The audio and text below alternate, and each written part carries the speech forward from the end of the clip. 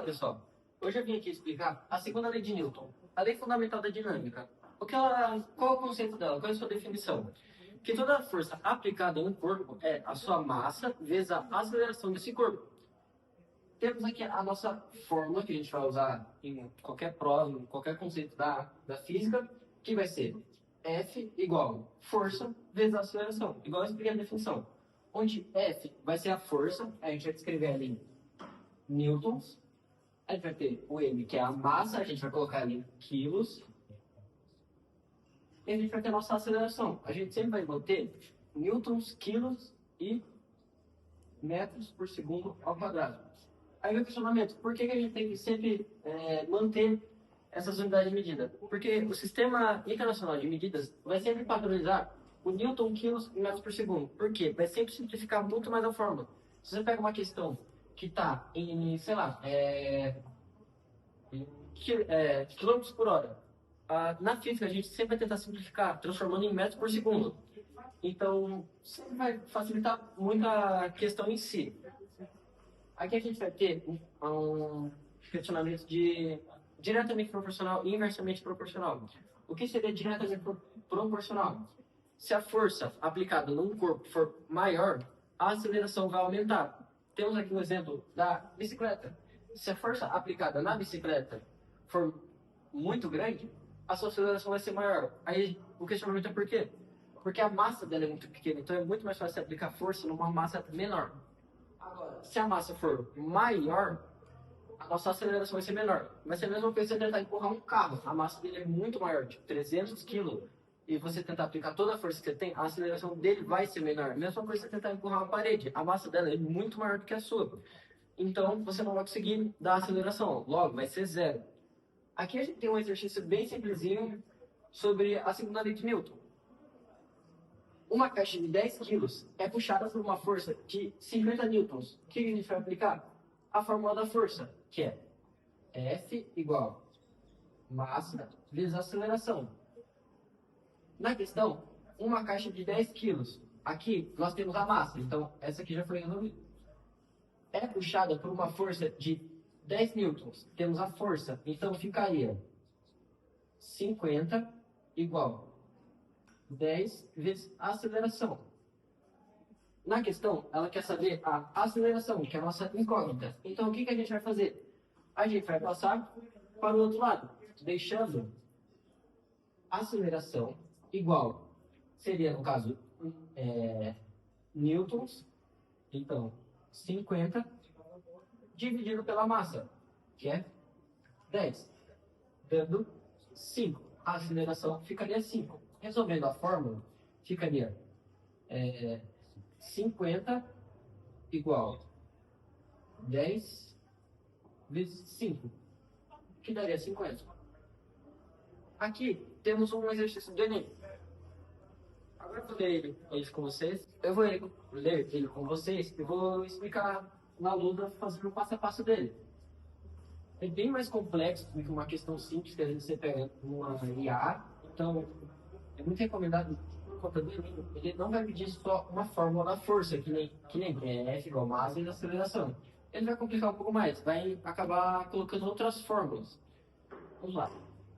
Uma equipe de segurança do transporte de uma empresa avalia o comportamento das tensões que aparecem em duas cordas, a corda 1 e a corda 2, usadas para prender uma carga de massa 200 kg na carroceria, conforme a ilustração. Quando o caminhão parte do repouso que a gente viu na primeira lei, sua aceleração é constante e igual a 3 metros por segundo ao quadrado. Temos a nossa primeira aceleração. Quando ele é freado bruscamente, sua frenagem é constante, igual a 5 metros por segundo ao quadrado. A gente tem a nossa segunda aceleração. Em ambas as situações, a carga encontra-se na iminência de movimento. E o sentido do movimento do caminhão está indicado na figura. Então ele está indo para frente, sua velocidade é na horizontal. O coeficiente de atrito. Aqui temos o coeficiente de atrito estático. Também entra na física. Entre a caixa e o assoalho da carroceria. Seria essa parte aqui da caixa e o chão do caminhão. E o assoalho da carroceria é igual a 0,2. A gente representa na física como essa fórmula aqui. Essa fórmula não, perdão. Aqui, 0,2. Então, isso aqui equivale a 0,2. Considerando a aceleração da gravidade igual a 10 metros por segundo ao quadrado. Temos a aceleração da gravidade. As tensões iniciais nas cordas iguais a zero e as duas cordas ideais. Na questão, ele quer saber qual foi a força exercida em duas situações. Na primeira, quando o caminhão acelera, quando ele parte do estado de repouso, que sua velocidade é zero, e acelera mantendo sua velocidade igual a 3 metros por segundo ao quadrado. Ele quer saber essa situação. O que vai acontecer com a corda? Com essa corda e com essa corda nessa situação. Qual vai ser a força que as cordas irão exercer? Já na segunda situação, seria do mesmo estilo, só que na parte da frenagem, que ia acontecer com essa corda e com essa corda na hora que o caminhão freasse. Só que é o seguinte, a gente vai ter que saber qual vai ser a força que está exercendo aqui, o quanto que o atrito vai conseguir segurar a caixa. Porque se a gente pôr só a caixa aqui e deixar o caminhão sem as cordas, vai ter uma força exercendo aqui, que é a força do atrito. Logo, a gente vai precisar calcular ela para saber se as cordas vão exercer alguma força ou não vão exercer. Exemplo, se o caminhão frear e a força em newtons dá dessa corda aqui, porque na hora que freia, o caminhão vai estar no estado de inércia, ele vai estar em constante movimento. Freando, o caminhão ia parar, aqui a força de atrito ia voltando. O caminhão ia estar em inércia. O que seria isso? O caminhão ia estar em constante movimento, não ia ter uma modificação da sua velocidade. Logo, ao que ia agir se não tivesse as cordas? A força do atrito daqui. Então, a força que houver aqui de atrito vai ser um exemplo, uma incógnita em newtons. Só que, se a corda exercer uma força maior do que a força de atrito resultante daqui, a corda entrou em ação. Quer dizer que a caixa entrou em movimento, o atrito não conseguiu segurar. Então, a gente vai precisar calcular a força do atrito e depois partir para a força das cordas. As forças do atrito, a gente pode representar assim. A força do atrito é representada pela seguinte forma. Coeficiente vezes Newton. Então, a gente vai ter força do atrito igual. O coeficiente de atrito é 0,2. Então, a gente vai pôr na fórmula o 0,2 vezes Newton. O Newton seria massa vezes a aceleração. A gente põe em parênteses, vai ficar 200. E a aceleração, a gente pode representar ela colocando a força da gravidade. Então vai ficar 10 metros por segundo. Vai ficar 200 vezes 10. Converte. Força da aceleração igual a 0,2. 200 vezes 10, 2.000. Multiplicando, daria 400. O que significa esse 400? Que a força máxima que o atrito vai conseguir segurar vai ser 400 Newton. Agora, o que a gente vai fazer? A gente vai calcular a força das cordas nas duas situações. Então, a gente vai chamar as cordas representadas pela letra T. Vou por aqui. Corda igual a T. Então, a gente vai usar a fórmula da força, descobrindo a força que a corda vai exercer, a gente vai subtrair por isso aqui. Então, vamos pegar a primeira situação. Quando o caminhão parte do repouso, sua aceleração é constante a 3 metros por segundo. Então, situação 1, vamos por. Situação.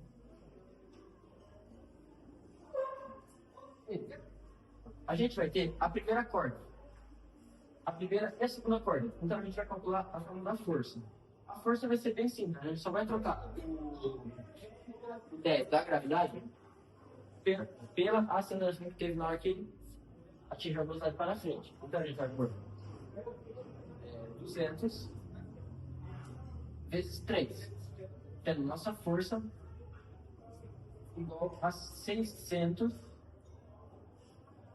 Vendo que a força foi 600, a gente descobre que a força que acabou exercendo na hora da aceleração foi maior do que a força de atrito. Logo, a caixa acabou se movendo. Então a gente pode falar que a força foi 600 maior que 400. Agora, num raciocínio lógico, aqui você não precisa nem fazer muita conta. Na hora que o caminhão está em aceleração para frente, o que vai manter ele segurando, a caixa, caso na compra a força for maior, vai ser essa corda. A corda vai se esticar para trás, tendo que ajudar a força de atrito a segurar essa caixa.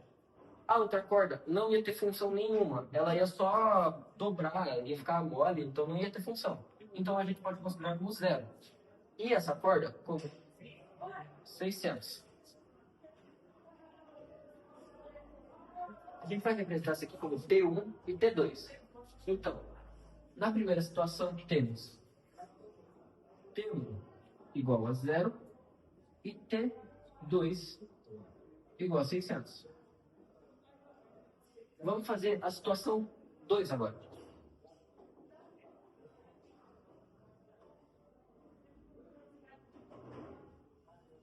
Na situação 2, mesmo esquema, vamos manter a massa, que é constante, só vamos mudar a aceleração, porque a aceleração na hora da frenagem foi 5 metros por segundo ao quadrado.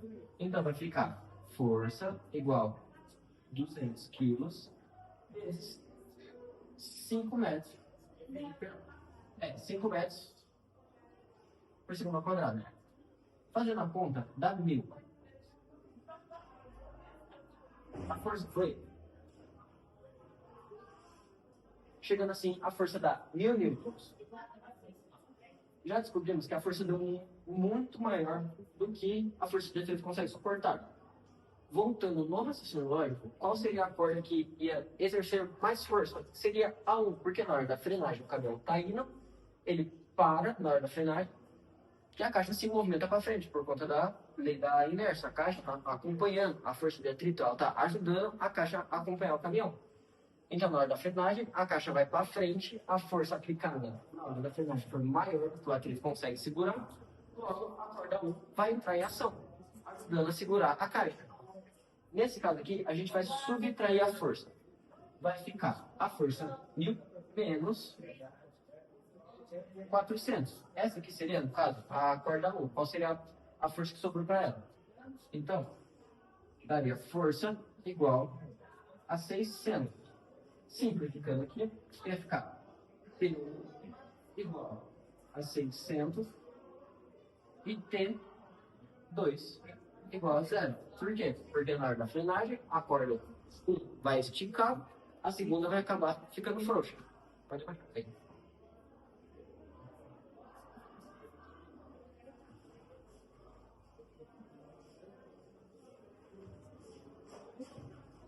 Agora a gente vai confirmar as alternativas. Vamos analisar. Letra A, aceleração T1, 0, por enquanto aqui está certo, e T2, 200. A gente vai ver aqui que a T2 deu 600, então a gente já vai descartar. Letra B, aceleração T igual a 0, T2, 200. Mesmo esquema, viu que está do diferente, então está errado. Letra C, aceleração T igual a 0, T igual a 600. Aqui já bateu. Na hora da frenagem, a corda 1 exerceu uma força de 600 Newton, aqui já bateu, e a corda 2 exerceu 0. Então aqui a gente descobre que é a letra C. Analisando as outras questões, que é o mesmo esquema. Na aceleração, corda 1 exerceu 560, que é logicamente impossível, na hora que o caminhão acelerado tem como essa aqui esticar, então ela já descarta que é errado. E essa aqui é o mesmo esquema. Então, esse aqui foi o exercício do Enem, ele acaba sendo bem complexo, porque o Enem vai exigir fórmulas mais difíceis do que você sabe. Então, é sempre bom você pegar questões que você não vai trabalhar só com a fórmula da força, você, por exemplo, se trabalhou com a fórmula do atrito. Então, é sempre bom você pesquisar fórmulas novas, porque você vai acabar usando. Bom, voltando, o Enem, ele vai sempre exigir fórmulas a mais do que você deve saber. Então é sempre bom você pegar exercício onde ele vai abranger seu conhecimento no quesito de fórmulas, que nem a gente usou a fórmula do atrito. Então, galera, é isso minha apresentação da segunda parte da segunda lei de Newton, lei fundamental da dinâmica. Obrigado por ter acompanhado. Agora sai de cena. Não corta a voz dela, ele coloca um diabinho assim. Olá, gente, tudo bem? Meu nome é Gabriel e hoje eu vou estar explicando a primeira lei de Newton, a lei da inércia. Bom, basicamente a primeira lei de Newton, que é a lei da inércia, se trata de uma constante de velocidade, né? A velocidade constante de um objeto. Por exemplo, a velocidade de uma bola que está sobre a mesa. É uma constante zero, correto? É a mesma coisa dessa caneta. Ela está numa constante de velocidade terminal zero. E também a gente pode usar o exemplo de um carro andando. No caso, a 100 km por hora. No caso, ele vai estar uma constante de velocidade. Ele não vai ter variação e ele vai estar sofrendo literalmente a inércia. A inércia vai estar afetando o carro porque ele vai estar numa velocidade constante. No caso, a inércia vai ser essa velocidade constante. O que, digamos assim, pode quebrar essa inércia pode ser o carro uma constante de velocidade de 100 km por hora e ele para de acelerar e ele vai diminuindo de velocidade por causa do atrito do asfalto, por causa de altos e baixos nas rodovias, por exemplo. Daí, quando o carro começa a desacelerar, não se trata mais de inércia porque ela vai estar tendo variação de velocidade. Então, isso não pode ser considerado a inércia, tudo bem? A gente pode usar um exemplo como inércia infinita, digamos assim, que seria onde não tem gravidade, que aqui a gente está sofrendo no planeta Terra a gravidade, né? Tudo que a gente soltar vai cair para baixo. Se a gente pegar um carro e jogar ele numa reta, uma hora ele vai parar por causa do atrito. Tudo isso por causa da gravidade. Porque tudo está sendo puxado para baixo, tem atrito, tem resistência do ar, tem todas essas coisas. Agora, no espaço, por exemplo, a gente não teria a resistência do ar, não teria nenhum atrito. Então, se você pegasse essa caneta e jogasse ela ia ficar infinitamente percorrendo o espaço no estado de inércia, que seria a velocidade que ela foi lançada, ela ia ficar naquela velocidade. A menos que ela seja interferida por alguma força exterior. No caso, pode ser a força gravitacional de algum outro planeta, algum impacto que ela tenha que vá direcionar ela para outro lado e mudar a velocidade dela. Mas, digamos assim, sem a resistência do ar e sem a variação de velocidade, é literalmente isso. E é isso, minha apresentação sobre a inércia. Quando a inércia não existe mais.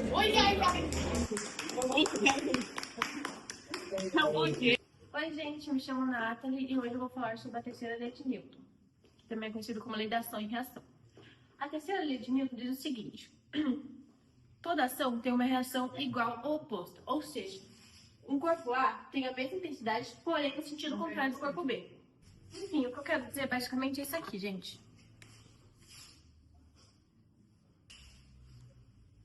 Bom, para entendermos melhor, eu vou citar um exemplo. Quando o nadador ele puxa a água com o braço, a água exerce uma força de reação, ou seja, impulsiona ele para frente.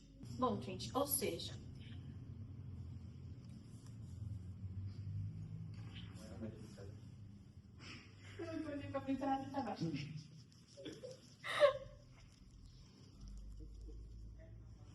ocorre em pares.